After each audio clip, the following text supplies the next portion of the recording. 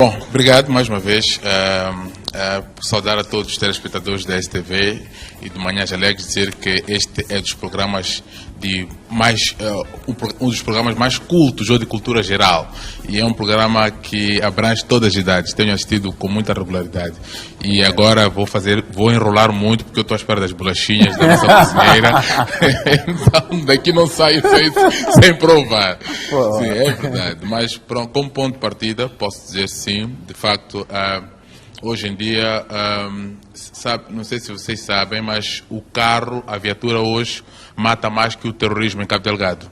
Então, nós temos à nossa disposição um instrumento bastante perigoso, que é a viatura.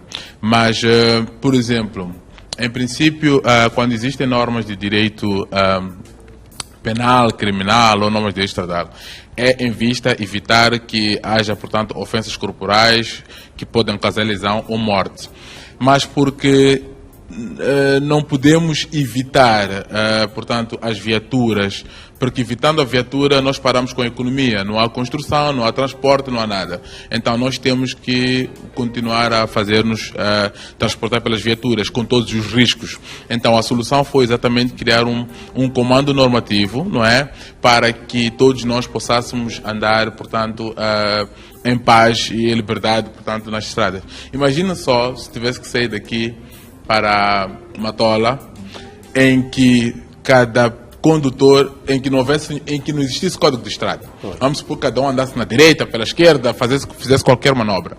Então significaria que qualquer condutor com quem cruzasse teria que negociar para que lado passar e como passar, se estão num cruzamento, como é para fazer os juntos sinais, então levaria praticamente uma eternidade para chegar a poucos quilómetros. Então é por isso que existe o código da estrada, é por isso que existem as outras normas de direito circulatório e de direito estradal, mesmo para facilitar o transporte das pessoas e das mercadorias e para que as pessoas possam eventualmente sair do seu princípio até o seu destino em segurança.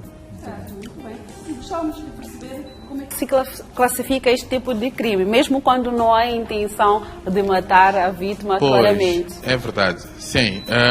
Nós temos dois crimes que podem, dois até mais, não é? Mas os dois principais crimes que podem surgir das transgressões ao Código da Estrada são portanto, a liação 3, abandono de sinistrado, que é quando alguém está ferido ou está morto e a pessoa abandona ou não presta socorros.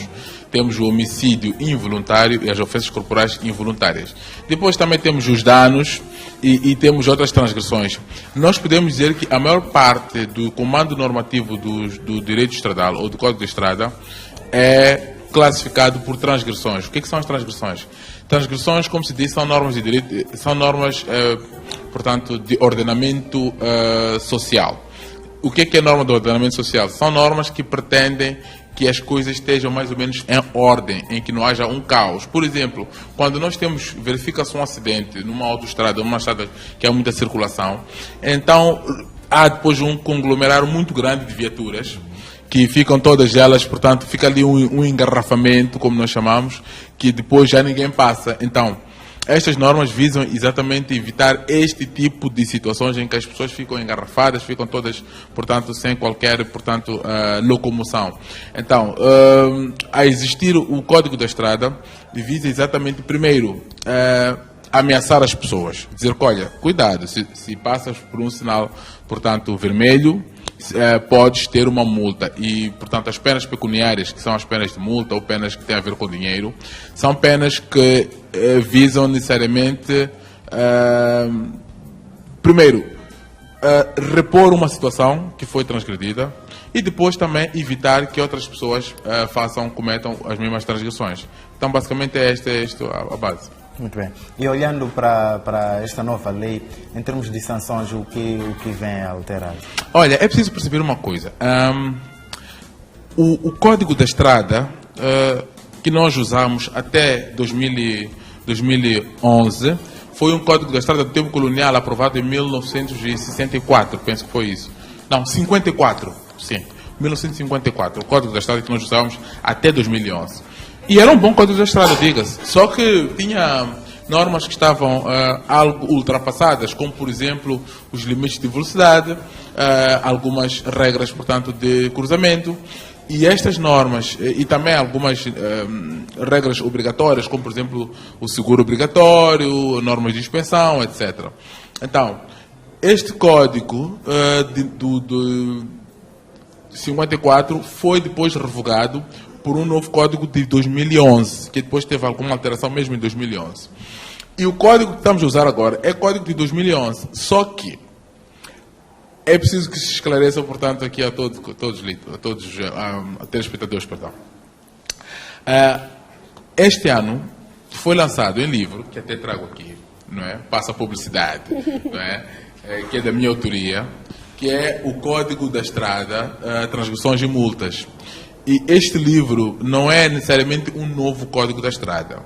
É o Código da Estrada de 2011, mas traduzido para uma linguagem popular. Okay. Traduzido para uma linguagem em que qualquer pessoa, que mesmo que tenha baixo grau de escolaridade, possa rapidamente aceder às suas normas. E nós temos, ter a carta de condução. Em Moçambique, um dos requisitos mínimos é ter a 4ª classe, penso que é isso. E quem tem 4ª classe, muitas vezes, vamos supor que a pessoa só tem a 4ª classe, hoje em dia, não é no sistema antigo que era a 4ª classe, era uma classe avançada. Hoje em dia a 4ª classe é mesmo um ensino básico. Então, se a pessoa tem carta, mas a pessoa pode não ter capacidade de apreender aquele livro todo, que é o Código da Estrada, aquele que a gente estuda na escola de condução, com os sinais, símbolos, não sei o quê. Mas o que acontece é que muitas vezes nós, quando estamos na estrada, somos sujeitos a certas abordagens por parte de algumas brigadas da Polícia de Trânsito, da Polícia Municipal e às vezes do INATRO, ou às vezes toda a força conjunta. Então, vezes já em que nós praticamos algumas transgressões básicas, mínimas. Por exemplo, as pessoas não sabem se são ou não, muitas vezes, se são ou não obrigadas a submeter-se a um teste de alcoolemia. Vamos supor, se a pessoa diz que eu não quero fazer o teste. Qual é a sanção disso? Às vezes, eu já vi casos de pessoas que são presas por causa disso. Mas será que a solução é a prisão? A resposta está no livro, não é? Já ia perguntar-lhe. Mas há situações em que o desconhecimento do próprio código pode propiciar acidentes de viação? Sempre, sempre. Porque é por isso que, para se fazer a estrada, é obrigatório que a pessoa tenha habilitações para conduzir. E dependendo da viatura que vai conduzir, seja, portanto, uma viatura ligeira, pesada ou profissionais, existem cartas próprias, os tipos de modelos próprios e treinamento próprio. Então, em princípio, a escola de condução é a ferramenta base para qualquer pessoa se fizer a estrada. Depois, tem que haver alguma prática. Depois tem que haver reciclagem, se a pessoa fica muito tempo sem conduzir. Então, estas são as ferramentas básicas. Agora, existe uma outra questão, que é, algumas infrações não são do nosso domínio. É por isso que, às vezes, nós estamos... Por exemplo, as pessoas estão a falar do telemóvel. Pergunta-se, falar ao telemóvel é ou não é proibido? Se eu lanço a questão agora para o público, vamos ter 50% de positivo ou negativo, ou melhor, até todos vão dizer que é proibido, na verdade. Sim. Mas a resposta mais correta não é essa. Não é proibido falar ao telemóvel ao conduzir. É proibido falar ao telemóvel usando as mãos. Sim. Segurar o telemóvel. Isto aqui é proibido. Mas se nós temos aparelhos de Bluetooth que conectam automaticamente o telemóvel à viatura, não é problema. Qual é a multa? Esta até lancei, fiz um short vídeo da publicidade do livro sobre a multa em relação a esquecimento de carta de condução. Eu já vi pessoas que pagam 500 mil meticais a subornar. Já ouvi, não é? Porque eu não queria ter problemas, então tive que bater na mesa uns 1.000 paus, uns 500 paus. Quando a multa são 200 meticais, não é? Depois, quando, por exemplo, a desobediência, eu não quero incitar a desobediência, mas quando um polícia de proteção nos manda parar na estrada, é muito mais grave do que nós não pararmos quando um polícia de trânsito nos manda parar. Há muita gente que não sabia disso. Por quê? Porque nós sempre pensamos que basta desobedecer a uma autoridade é desobediência. Mas para o caso do Código da Estrada, nem tudo é desobediência. É uma transgressão. Diferente da desobediência, porque a desobediência é punida com uma pena de prisão, mas a transgressão estradal já não é punida com pena de prisão. Eu já vi pessoas a serem presas porque não pararam num sinal de trânsito. Então, estas questões, o que é que nos ajudam? Ajudam o cidadão. Por exemplo, vamos supor que alguém está com pressa, passa ao vermelho ou passa no laranja. Ajuda-nos a perceber e a entrar com alguma segurança na estrada e saber qual é que é a nossa infração e qual é que é a nossa estatuição. A estatuição seria a consequência legal. E porque muitas pessoas, os meus tios, eu tenho até, não, avós minto, mas tenho muitos tios meus ainda conduzem. E os tios meus são avós dos meus filhos. Portanto, são pessoas idosas, muitas delas. E são pessoas que fizeram carta há 40 anos. Não é? Então já não podem não se lembrar dessas normas. E depois temos um segundo problema. Os estrangeiros. Temos muitos estrangeiros que entram pela fronteira, portanto, pelas várias fronteiras, e logo são deparados com polícias, brigadas de polícias de trânsito, brigadas do INATE, brigadas das alfândegas, brigadas de polícia municipal, brigadas de todo tipo. Estes também, muitas vezes, são se viciados na estrada. E já vimos vários vídeos a circularem de estrangeiros a serem se viciados na estrada, a convidarem a corrupção, mesmo sabendo eles que, ou menos mesmo presumindo que aquilo que fizeram não é passível de multa. Nós também temos o mesmo problema. Quando eu, particularmente, já fui abordado várias vezes na fronteira, quando passa a fronteira de Rosão Garcia para a África do Sul, tem logo ali a chegar, tem logo uma brigada. Começa logo a pedir colete, não sei o quê. Por exemplo, esta questão de falta de colete, falta de triângulos, falta de manifesto, falta de livrete, isto nem sempre é responsabilidade do condutor. Nós temos muitas, eu posso emprestar o carro ao meu filho, e se o carro não tem seguros, se o carro não tem expensão, não vão passar multa ao meu filho, tem que passar multa ao proprietário da viatura, que sou eu. É só pegar no título de propriedade, ver lá o nome, e depois passar a multa. O condutor vai. A apreensão de documentos. Nós vemos muitas vezes, vamos aprender o livrete, vamos aprender a carta de condução. Tentei, passa a publicidade no livro, espelhar essas questões mais gritantes, para fazer com que o cidadão possa conhecer os seus direitos. Porque uma das armas, uma das ferramentas que qualquer cidadão tem para combater a corrupção é o conhecimento. Certo, bem, acabamos abrindo aqui um parênteses. Com certeza. Mas podemos abrir as linhas também. Com certeza, Luís. Vamos aproveitar este momento para abrir as linhas telefónicas para que vocês participem nessa conversa. Já percebemos que os acidentes de aviação, infelizmente, matam bastante nos últimos dias, infelizmente matam mais que o terrorismo. Pois. Sabemos que o nosso país também é assolado por esta área não muito boa, que infelizmente continua também a dizimar vidas. Voltando aqui ao tema principal, gostávamos de compreender uma coisa, não é? Porque gostávamos de compreender sobre o crime, não é? O agravamento, não é? Diz que o Código mesmo apenas tentou esclarecer ao mínimo detalhe e até escrever os preços, tudo muito claro para que as pessoas percebam. Por exemplo, quando estamos na mesma viatura e fazemos o acidente e infelizmente morre alguém, mesmo que seja da nossa família, quais são os procedimentos que se dão? Sim, em princípio, o primeiro procedimento é se a pessoa, sobreviveu, o condutor. Assim, sobreviveu, é se fazer o socorro.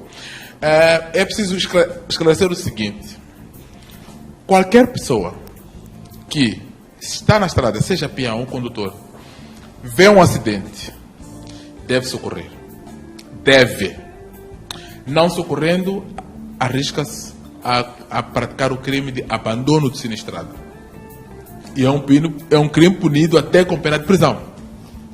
O dever de socorro é um dever legal. Não é dizer que eu nesse dia estava mal disposto, estava a pé, eu vi outros de carro não socorrendo, por que eu a pé vou socorrer? Não, é um dever. Depois, havendo morte, normalmente depois chega a polícia de trânsito. O que é que faz? Faz a peritagem, etc.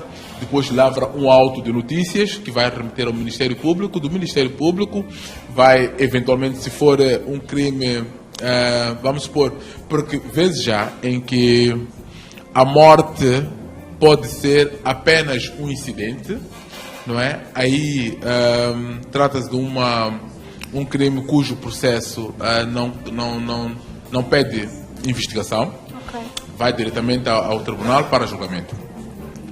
Mas vezes já em que pode haver aquilo que se chama culpa grave na infração. O que é culpa grave? Excesso de álcool, ponto 1. Condução sob excesso de álcool. Condução com manobras perigosas, ralis, não sei o que é, ou aquelas acrobacias.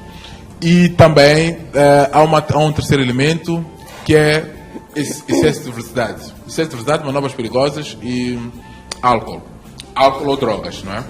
Então, todos esses elementos, se eu me faço a condução com estes elementos, portanto, de perigosidade, logo significa que o crime agrava. Por quê? Porque ninguém, em princípio, acorda e dizer hoje quero atropelar alguém. Né? Mas há pessoas que acordam para atropelar. Sim. Não é só o fato de a morte se verificar, morte ou ferimento, se verificar com atropelamento, não quer dizer que seja um crime sem intenção. Okay. Vezes já em que as pessoas atropelam com intenção. Neste caso, a investigação, há um crime mais grave que é praticado com dolo. Isso chama-se homicídio ou ofensas corporais voluntárias, em princípio. Muito bem. Vamos cortar um pouco, não perca o seu fio de pensamento. Temos alguém em linha. Bom dia, seja bem-vindo. Bom dia. Com quem temos o prazer de falar? Adérito. Adérito. Fique à vontade para deixar ficar tudo. É tudo. Obrigada pela sua ligação. Daqui a pouco vamos comentar sobre o ponto que nos colocou. Obrigado. Tá. Aí está, vamos continuar. Daqui a pouco vamos responder, vamos acumular as contribuições, depois comentamos sobre elas. Mas este é fácil. Existe seguro obrigatório que é seguro contra terceiros. Okay. E os outros seguros, portanto, contra todos os riscos, etc., não é obrigatório. Certo. Pronto, o básico é Não obrigatório. pode arriscar. Vamos tentar vazá-los também. Ótimo. Continuando no raciocínio. Então, falávamos, portanto, do homicídio. Exato, do homicídio involuntário ou voluntário. Mas vamos lá partir do princípio que seja homicídio estradal, não involuntário. Aqueles problemas que temos assistido em Manhissa, um pouco em Nampula, na Zambésia, até em Lixinga. Sim, de facto, é preciso, em princípio, quando se vai a julgamento, depois de provar-se que houve algum homicídio involuntário, há uma condenação natural. Agora é preciso perceber o seguinte, que há uma norma que estabelece que se a pessoa não tem, falando em seguros, até a dúvida vem mesmo a calhar, se a pessoa não tem a apólice de seguros em dia, no caso do homicídio, tem que pelo menos 48 horas tem que estar detida, pelo menos. Por quê?